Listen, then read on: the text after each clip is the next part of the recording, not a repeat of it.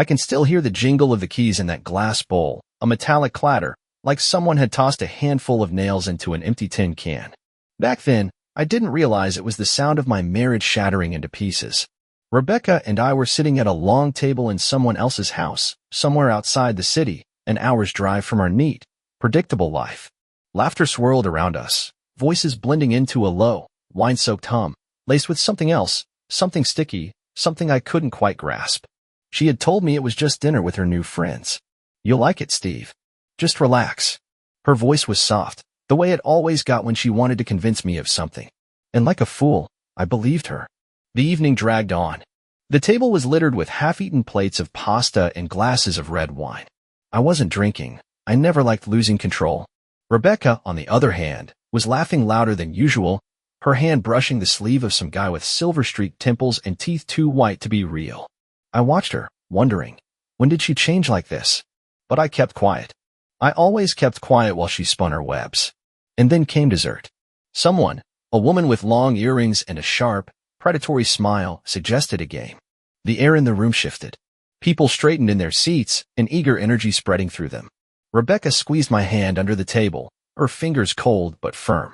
"Steve, it's just for fun," she whispered. I nodded, but something in my gut twisted. The host, a balding man in a suit that strained against his belly, brought out the bowl. A large, glass one, like the kind meant for salad. "He's in," he called, and people began standing up, tossing their car keys into that damn dish. I froze. "What kind of game is this?" I asked, trying to keep my voice even. Rebecca smiled, but her eyes didn't meet mine. "Just a silly thing, Steve. Don't overthink it." But I did overthink it. When the bowl was set in the center of the table and someone reached in, stirring the keys around, my pulse started hammering in my temples. A man pulled out a set, grinned, and I watched as the woman with the earrings walked over to the guy with the silver hair, draping her arms around his neck. They disappeared down the hall. Others followed. Keys. Laughter. Footsteps. And then it hit me. This wasn't just dinner. This wasn't just a night out. This was a swinger party. And my wife had known all along. I turned to her. She was staring at the table, her lips pressed together, not in shame, but in irritation. "You knew." It wasn't a question. It was a statement. Rebecca lifted her eyes, something hard, almost cruel, lurking in them. "Steve, don't start. This isn't what you think." But it was exactly what I thought. I stood up. The chair scraped loudly against the wooden floor. Silence. All eyes on me. The outsider. The one ruining their fun. I grabbed her wrist, not hard, just enough for her to understand. "We're leaving. Now." She yanked free, but followed. Her footsteps behind me were quick, angry. We stepped outside. The cold air slapped me in the face, but it couldn't cool the fire burning in my chest. The car was parked at the curb, a black shadow under the dim glow of a street lamp. I yanked the door open and slid behind the wheel. Rebecca dropped into the passenger seat, slamming the door hard enough to make the window rattle. "You ruined everything, Steve." Her voice was a knife, cutting deep. I started the engine. My hands were shaking, so I gripped the steering wheel tighter.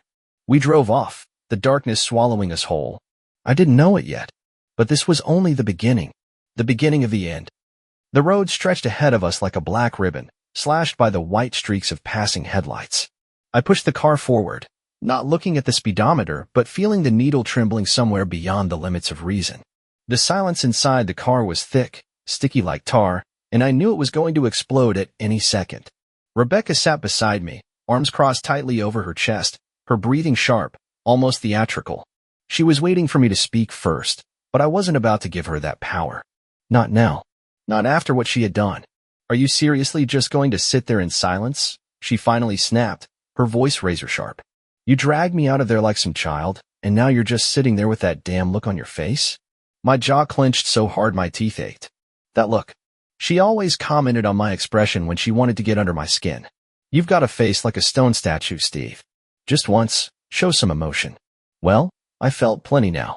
I felt enough to tear this damn car apart with my bare hands. But I stayed silent. Let her talk. "It was just a night, Steve. Just a game. No one forced you to play," she said, turning toward me, her hair falling over her face, but she didn't push it away. "You could have stayed. Had a drink. Relaxed. But no, you had to ruin everything." Ruin. The word shot out of me like a bullet. I turned my head just for a second, meeting her gaze. Her eyes shone in the dim light, but there wasn't a trace of guilt in them. Only defiance. You dragged me there knowing I'd hate it. You lied to my face, Rebecca. What the hell were you thinking? She scoffed, leaning back in her seat. I was thinking you were a man, not a prude. It was one night. One stupid night to feel something real. Do you even understand how exhausted I am from pretending that what we have is enough? Her words hit me like a fist to the gut. I exhaled sharply, trying to keep myself in check, my hands gripping the wheel so tightly my knuckles went white. Pretending. She had said it so easily, like our marriage was some cheap stage play she had been tolerating out of politeness. I wanted to yell, to ask her when exactly everything had fallen apart, but instead, I just stared at the road.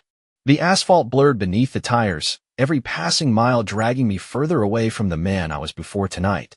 You could have told me, I finally forced out, my voice low, nearly a growl. If something was missing, if you weren't happy, you could have just said it. But instead, you chose to lie. In that damn bowl of keys. And what would you have done, Steve? She leaned in closer, her tone dripping with venom. Listened? Changed? You live like a goddamn machine. Work, home, sleep. I wanted to feel alive. Wanted to feel wanted.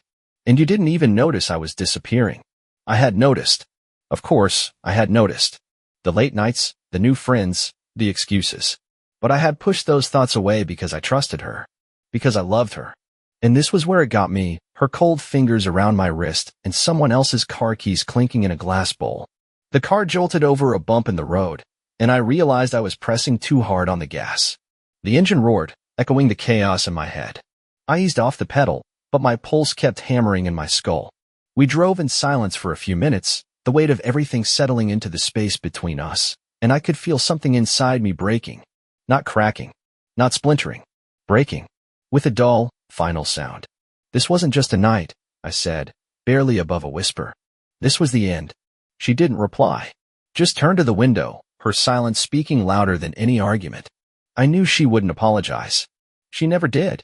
And somehow, that burned more than all the lies.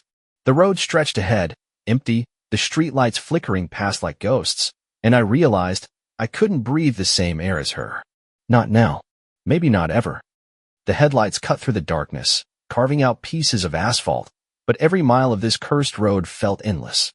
My grip on the steering wheel was so tight my fingers had gone numb, but it was the only thing keeping me from pulling over and screaming at her. Rebecca sat silently beside me, staring out the window, her profile illuminated by the faint glow of the dashboard. So unfamiliar, so distant. Not the face I used to kiss in the mornings, not the one that smiled at me over dinner. It was a mask, and I hated myself for not seeing it sooner. Do you really think this is the end? She said suddenly, still not turning toward me. Her voice was steady, almost businesslike, as if we were discussing what to pick up from the grocery store.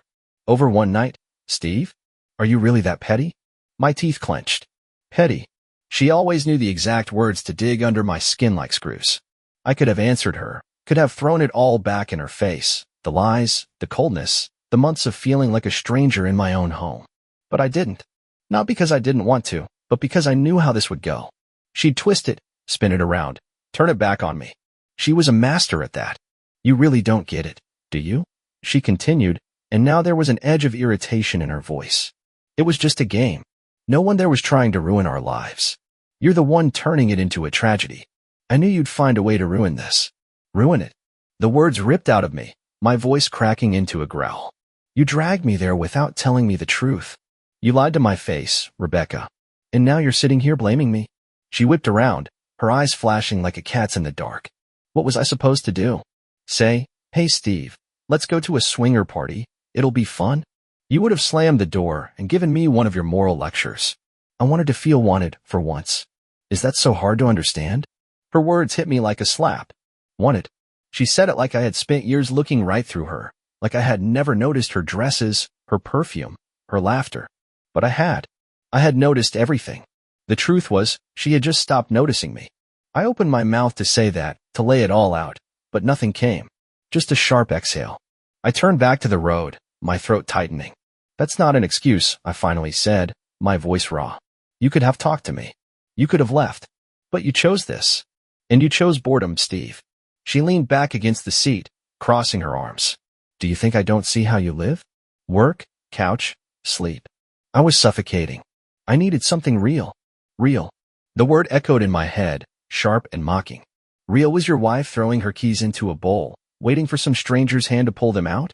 Real was standing in a house full of people you didn't know, realizing that the person you trusted most had already betrayed you? If that was real, then I would have gladly stayed in my illusion. The car flew down the road, and I felt something inside me snap, not just anger, something deeper, something darker. I glanced at her reflection in the window, at the woman who used to be mine, and I understood she wasn't mine anymore. Maybe she never had been. This is what you needed, huh? I said, my voice barely more than a whisper. To feel wanted. Well, congratulations. You got what you wanted. She didn't answer. Just pressed her lips into a thin line and turned even further away, as if she could hide behind the damn glass. I pressed my foot against the gas pedal, and the engine roared, drowning out the silence. We kept driving, every mile another nail in the coffin of our marriage. I didn't know where we were going, home or nowhere at all, but I knew one thing for certain. There was no going back. The road stretched endlessly ahead, a black strip dotted with fading pools of streetlight. I kept my eyes on the asphalt, but all I could see were her words, looping in my head like a broken record. I needed something real. You chose boredom. Every accusation was a precise, calculated cut, not deep enough to kill, but sharp enough to bleed out whatever hope was still left inside me. I stayed silent, because I knew that if I started speaking, I wouldn't stop. And she didn't deserve my words. Not anymore. Rebecca shifted in her seat, her fingers fidgeting with the seatbelt, a nervous habit I'd seen 1,000 times before. She always did this when she wanted to play the victim. I knew her routine by heart.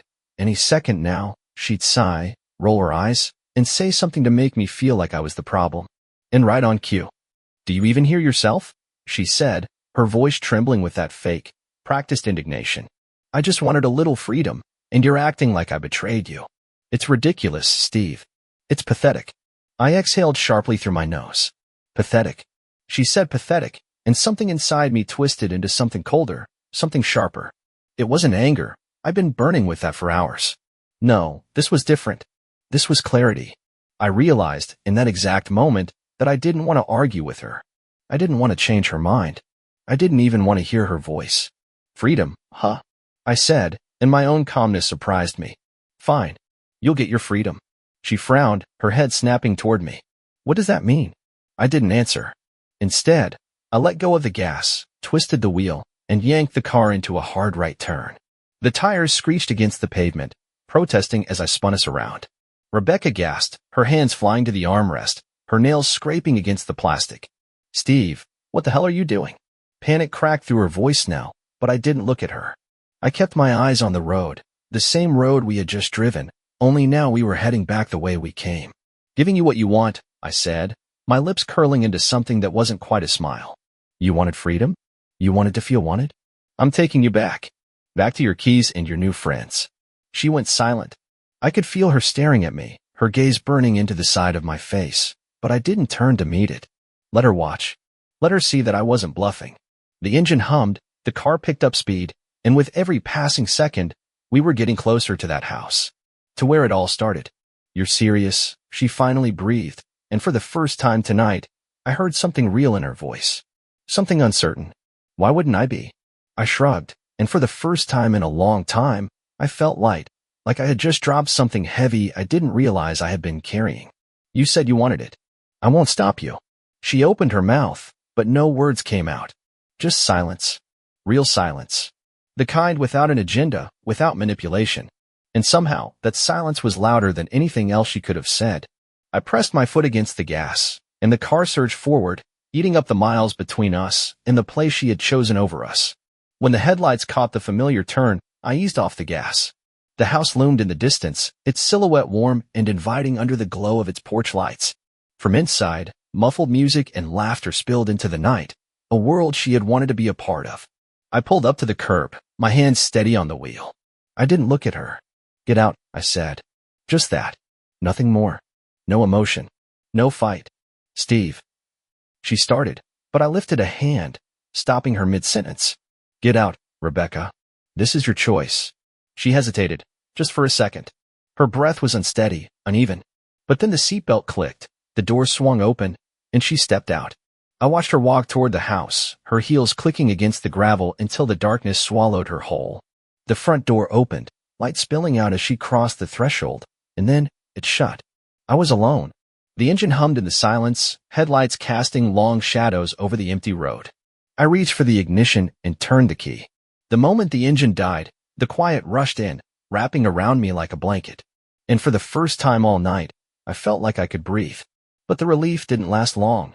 Because deep inside, in the hollow space where something important had been ripped away, something else was stirring. Something dark. Something hungry. Something waiting to be let out. The silence in the car was deafening. The engine had gone quiet, the headlights dimmed, and only the pale glow of the moon filtered through the branches, casting long, skeletal shadows across the hood. I sat there, staring into nothing, feeling time stretch and pull like an old rubber band, thin and ready to snap. Rebecca was gone. The soft slam of that front door still echoed in my head, a final punctuation mark on everything that had unraveled tonight. I should have driven away immediately, should have put as much distance between myself and that house as possible, but something kept me rooted to this spot, anchored to the wreckage of what used to be my life. My hands rested on the wheel, but I didn't move. My fingers trembled, not from the cold, but from the inferno burning inside me. Rage. It was hot, molten, searing through every nerve, and I could almost hear it hiss as it ate through the last remnants of my restraint. I pictured her inside, back with them, laughing, drinking, reaching into that goddamn bowl, and pulling out someone else's keys. The images stabbed deeper than any blade. But rage was only the beginning. After the fire, there was something heavier, something dull and suffocating. Pain. A cold, dead weight in my chest, something I had unknowingly carried for years. How had I not seen it? She hadn't even hidden it. Not really. The late-night calls, the girls' nights out, the way she barely looked at me anymore when I asked about her day. I had convinced myself it was just routine, just life wearing us down. But it wasn't life, it was her. She had been slipping away from me for months, maybe years, and I had been too blind, too trusting to notice. And now, she had finally done what she had been preparing to do all along. Walked away. I hated her for it. But I hated myself even more. I slammed my fist against the steering wheel, once, then again. The sound was dull, swallowed by the confined space of the car, but it wasn't enough. I wanted to scream, to break something, to rip this feeling out of my chest and hurl it into the dark. But all I could do was sit there, breathing hard, watching the windshield fog up from the heat of my own fury. And that was when I realized, this wasn't over. Not for me. Not for her. She thought she could just walk away, leave me sitting here like an empty shell, like an afterthought. No, I wasn't giving her that freedom. The thought of revenge came softly, like a whisper in the back of my mind. At first, it was just a flicker, a faint ember. But the longer I sat there, the brighter it burned. I didn't want her apology. I didn't want to fix anything. I wanted her to feel what I felt. The emptiness, the shame, the rage. And not just her. The people inside that house, the ones who had laughed, who had encouraged her, who had handed her that damn bowl of keys. They would all pay for this. I turned the key in the ignition. My hands were still shaking, but it wasn't weakness anymore. It was purpose. The car hummed to life, rolling away from that house, away from what was left of us. The headlights cut through the darkness, and I felt something shift inside me. I didn't know exactly what I was going to do. I didn't know how far I was willing to go. But I knew one thing. I wouldn't stop until I had watched her world crumble the way she had destroyed mine. The drive home was long, but I barely noticed. My thoughts spun in tight, intricate loops, piecing together fragments of a plan, hazy, unshaped, but solid at its core. I kept hearing her voice, over and over again. I needed something real. Fine. I would give her something real. Something she wouldn't be able to turn away from. Something that would haunt her in every glance, in every whisper behind her back. By the time I turned onto our street, the moon was hanging low on the horizon, heavy and full. The house looked cold, lifeless, like an abandoned shell. I pulled into the driveway, turned off the engine, and sat there, staring at the dark windows. Tomorrow, I would start. Tomorrow, I would figure out how. But tonight, I let myself feel it all. The pain, the fury, the crushing weight of solitude. Because in the end, it was all I had left. Morning came heavy and gray, like wet cement pressing down on my chest. I woke up on the couch, though I couldn't remember how I got there. An empty whiskey bottle sat on the coffee table, but I hadn't finished even half of it. My head pounded, not from alcohol, but from the thoughts that had swarmed my mind all night like a hive of angry wasps. Rebecca hadn't come back. I hadn't expected her to. Her bag still sat in the entryway, her shoes lay discarded by the door, but the house felt hollow, like an abandoned shell. I stood up and walked to the window. The street was still, the wind pushing dead leaves along the pavement in slow, lazy swirls. A cold, indifferent day perfect for what I was about to do. I couldn't do this alone. That much had become clear in the long hours of the night, staring at the ceiling, trying to piece together a plan. I needed someone who wouldn't ask too many questions, someone who would understand without a lecture or hesitation. And I knew exactly who that person was. Mike. We had been friends since college. He was the guy who always had my back, even when I didn't ask for it. He had seen me at my worst and never once tried to fix me, never offered useless platitudes. If there was one person who could help me now, it was him. I called him around 10. The phone rang for a long time, and I was already preparing to hang up when his rough, groggy voice came through. Steve? What the hell, man? You know it's early, right? I need to talk. My voice was steady, like steel. Can you come over? He was silent for a moment, then let out a low sigh. Give me an hour. Mike was nothing if not a man of his word. Exactly an hour later, his old pickup rumbled to a stop in front of my house. He stepped out, rolling his shoulders, rubbing the back of his neck. Tall, broad-shouldered, a hint of silver threading through his dark hair. His expression was the same as always, a mix of amusement and quiet calculation, like he was always 2 steps ahead of the world. He knocked, though he knew I never locked my door. You look like shit, he said by way of greeting, giving me a once-over before stepping inside. What the hell happened? I didn't dance around it. I sat him down in the kitchen, poured him a black coffee, no sugar, just the way he liked it, and laid it all out. The party. The keys. Rebecca. Every word felt like yanking a rusted nail out of my own flesh, but I forced myself to get through it. Mike listened without a single interruption, just tapping his fingers against his mug, his face unreadable. When I finished, he let out a low whistle. Jesus, man, he muttered. I always knew she was a handful, but this is some next-level shit. If I were you, I'd have burned that house to the ground. I don't want to burn anything down. I met his gaze, letting him see the raw determination in mine. I want them to pay. All of them. Something shifted in his expression. Not surprise. Not doubt. Just quiet understanding. What's the plan? I leaned back in my chair, the cold fire in my gut sparking back to life. They think this is a game. That they can walk away and pretend it never happened. I want them to know what it feels like when your world collapses under you. Rebecca, her friends, the ones who set this whole thing up, none of them are walking away clean.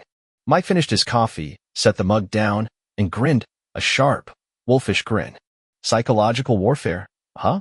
He exhaled through his nose, amused. I like it. But we need a plan. A real one. We spent the next hour mapping it out. I told him everything I had, names I'd overheard at the party, the address of that goddamn house, fragments of conversations I had pieced together. Mike absorbed it all, nodding occasionally, throwing in his own ideas. He suggested we start small, gather information, find out who these people were, what they valued, what could break them.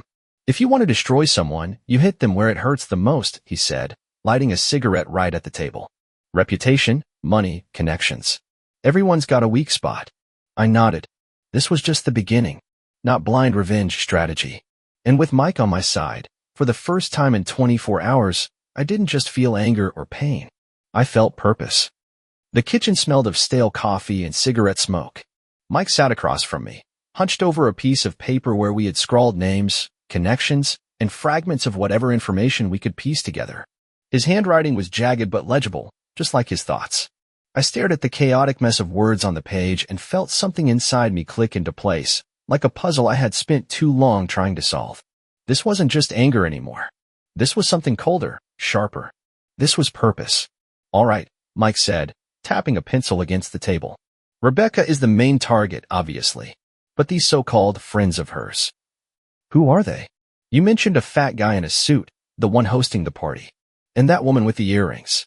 What else do you remember? I closed my eyes, pulling myself back to that night. The faces blurred in my memory, but certain details clung to the edges, refusing to be erased. The fat guy, his name was Howard. Someone called him that when he was carrying the bowl. And the woman, she was loud, always laughing. I think her name was Linda. Or Lana. Something with an L. Mike jotted it down. Howard and L something. That's a start. You got an address? Roughly, I said, nodding. It's out by the lake. There was a road sign at the turnoff, Lakeshore Drive, 12. Hard to miss. He smirked, like we were planning a weekend fishing trip instead of a calculated takedown. Perfect. We start with them. Find out who they are, what they care about. And then we figure out how to break them. I took a sip of my cold coffee, letting its bitterness cut through the fog in my head. Rebecca's a manipulator. Her reputation is everything to her. She likes playing the role, the perfect wife, the perfect friend.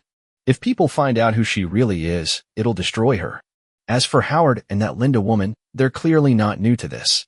Maybe they have something buried that we can dig up. Mike nodded, exhaling a thin stream of smoke. Skeletons in the closet. Everyone's got them. We just need to do some digging. Any ideas where to start? I stared at the list, my fingers drumming against the table. The ideas were there, but they were still raw, unformed.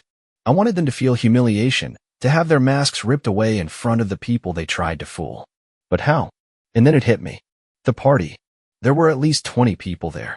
Not all locals. I heard different accents, someone mentioning a long drive. This wasn't a one-time thing. This is a system.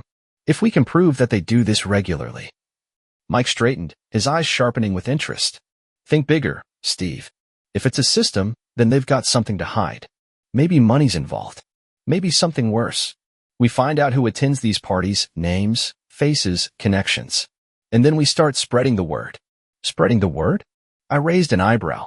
He grinned, crushing his cigarette out in an empty coffee mug. Nothing kills a reputation faster than a rumor. Especially if it's true. We dig up what we can, then we make sure people start talking. Rebecca, Howard, this Linda woman, they'll bury themselves once they start scrambling to cover their asses. I hadn't thought of that. I had been focused on something more direct, emails, leaks, maybe even tipping off someone who could make their lives hell.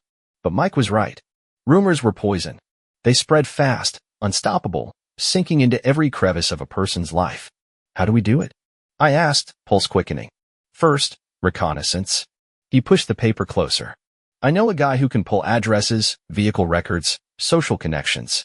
If this is more than just a one-off party, there's a trail. We just need to follow it. And you, he paused, nodding toward me. You still have her phone, right? I blinked, then glanced toward the hallway. Yeah. She left it in her bag.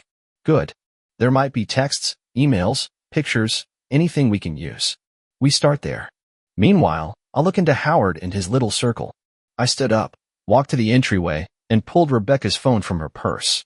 The screen lit up, and I stared at it for a second, the passcode prompt glowing softly. I knew it already, she never changed it. My fingers hovered over the numbers for half a second before I punched them in. The screen unlocked. Her world opened up before me. And I knew, right then and there, that this was it. The key to her downfall. Rebecca's phone lay on the kitchen table like a live grenade, the pin already pulled. I scrolled through her messages, her photos, her notes, every hidden piece of her life, buried under fake smiles and cold everything's fine. Each word, each emoji, stripped away another layer of the perfect mask she had worn for so long. Mike sat beside me, watching over my shoulder, letting out a low whistle now and then. Damn, he muttered as I opened a chat with someone named Lana. Can't wait for the next meeting. Howard promised a surprise. That her? The one with the earrings. Looks like it. My voice was steady, but inside, everything was ice. Lana. I had been right about her name. And next meeting, that wasn't just small talk. That was confirmation. I scrolled further, finding dates, addresses, fragments of conversations. Bring new people. Don't forget the wine. This wasn't just a one-off event. It was a system, and Rebecca wasn't some casual guest, she was in it. I set the phone down and looked at Mike. They're planning another one. Soon. He leaned back in his chair, smirking like we were discussing a poker game instead of dismantling lives. Good. That means we have time. We strike first. What else does she have? I scrolled through her gallery, my fingers tightening on the phone. These weren't the polished, filtered pictures she showed me, the ones meant for public display. These were raw, unguarded. Rebecca with a glass of wine, Howard's thick hand resting possessively on her shoulder. Lana in the background, laughing, holding the damn bowl of keys. My grip on the phone turned white-knuckle tight. That's evidence, Mike noted, reading my expression. Not for court, obviously, but for the right kind of rumors? Perfect. The plan had taken shape yesterday, but now it had weight. It had momentum. Mike called in a favor with an old friend, a former cop, the kind who knew how to dig where the sun didn't shine. Within a day, we had names. Howard Keller, construction firm owner, married, 3 kids. Lana Morris, real estate agent, divorced, known for her social lifestyle. And a dozen others, identified through their car registrations parked at the house that night. Each with a life they valued. Each with something to lose. We divided the work. Mike focused on Howard and Lana, spreading whispers through their social circles, planting seeds online, making sure their personal and professional reputations took a hit. My job was Rebecca. She couldn't stand looking weak. She lived for appearances. And I knew exactly how to shatter that illusion. First, I sent an anonymous email to her boss. Nothing obvious, just enough to set doubt in motion. You should ask Rebecca about her weekend by the lake. Then, to her work friend, the one always boasting about their perfect circle. Did you know Rebecca goes to some interesting parties? Something about keys. I let the rumors do the rest. Like a snowball rolling downhill, it didn't take long. 2 days later, she called me. The first time since that night. Steve, what the hell are you doing? Her voice was sharp, furious, but I could hear it underneath. Panic. People are talking about me. Whispering. My boss gave me a weird look today. It's you, isn't it? I let a slow smile stretch across my face, gripping the phone just a little tighter. Me. I said, keeping my tone light. I'm just sitting at home, Rebecca. Maybe your friends are the ones talking. She cursed and hung up, but I knew that she was unraveling. And while she was busy trying to put out fires, Mike had done his work. Howard's partners had gotten an anonymous tip that he was misusing company funds for special gatherings. His family got wind of it, too. I could almost picture the dinner table conversation. Lana's real estate clients were suddenly canceling deals, citing concerns about her reputation. Nothing concrete, but it didn't have to be. The damage had started. It wasn't a quick destruction. It was slow, creeping, like cracks spreading through glass. And as I watched it all unfold, I didn't feel happiness. Not satisfaction. Just something close to relief.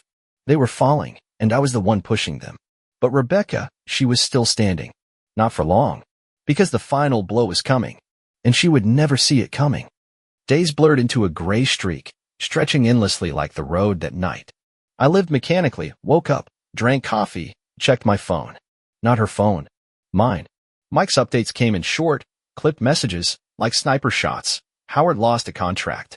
Lana sold her house under market value. Each one was another brick crashing down on the neatly built walls of their lives. I never called Rebecca, never texted her. I didn't have to. She came to me. It had been a week since the rumors took hold, creeping through her world like vines squeezing the breath out of her. I opened the door to find her standing there, at our door, though it hadn't been ours for a while now.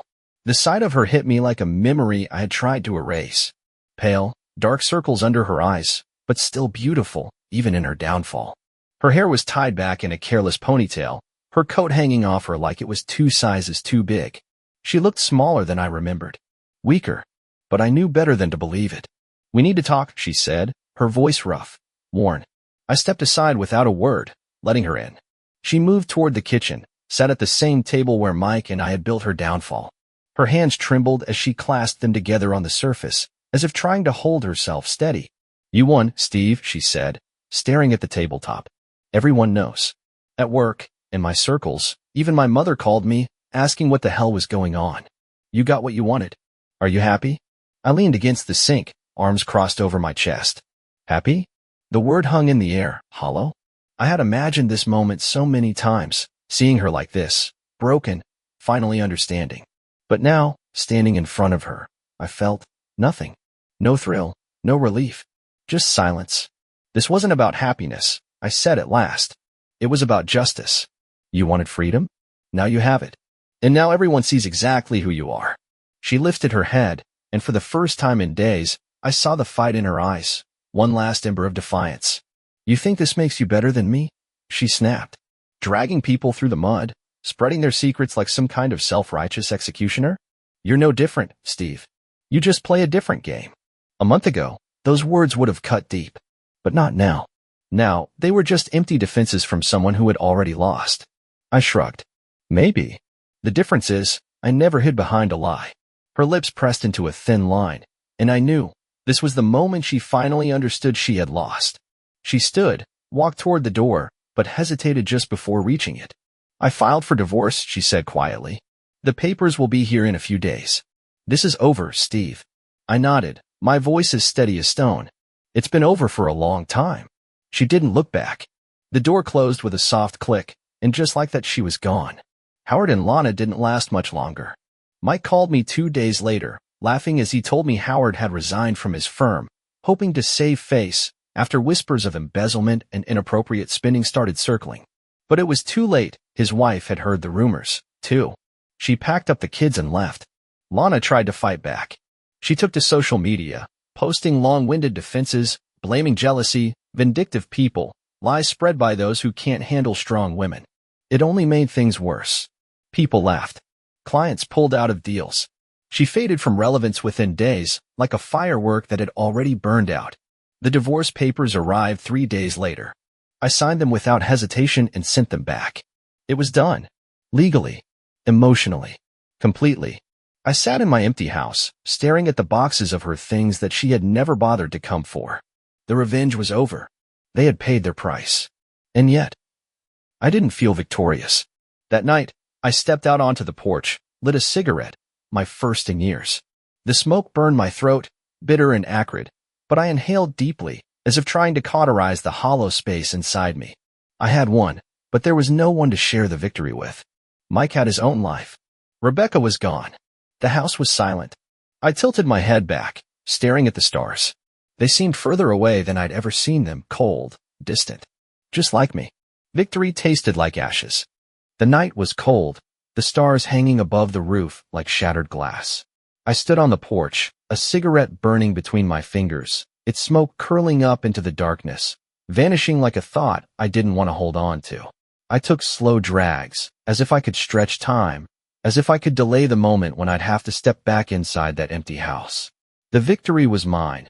I knew it, saw it in every whisper, in every broken reputation, in every last desperate call she made. But it didn't warm me. It sat on my shoulders like wet snow, heavy and numb. I flicked the cigarette to the ground, crushed it under my boot. The crunch was loud in the silence, louder than my own heartbeat. My mind drifted back to Rebecca, to the way she had looked the last time I saw her, small, hunched, but still trying to hold her head high. I thought about Howard, about the smug grin that had probably disappeared forever, about Lana, whose laughter now echoed in an empty apartment. They had all gotten what they deserved. I had made sure of it. And now what? I stepped back inside and shut the door. The house felt cold despite the heat running. Her boxes were still stacked by the wall, silent reminders of what had been. I walked past them without looking, sat on the couch. My hands reached for my phone out of habit, but I stopped myself. Who would I call? Mike? He had done his part and disappeared, like he always did. Friends? The ones I had let fade away in the monotony of marriage. No, I was alone, and it didn't scare me, it simply was. I closed my eyes, and the night replayed itself behind my eyelids. The glass bowl, the sound of keys clinking together, the way her fingers had felt, cold, detached. I needed something real. The words still had weight, but not the same sharp edge. The pain was still there, but it was different now, duller, heavier, exhausted. I had relived it over and over, until it became part of me, a scar instead of an open wound. And that was when I understood, this had never been about them. It had always been about me.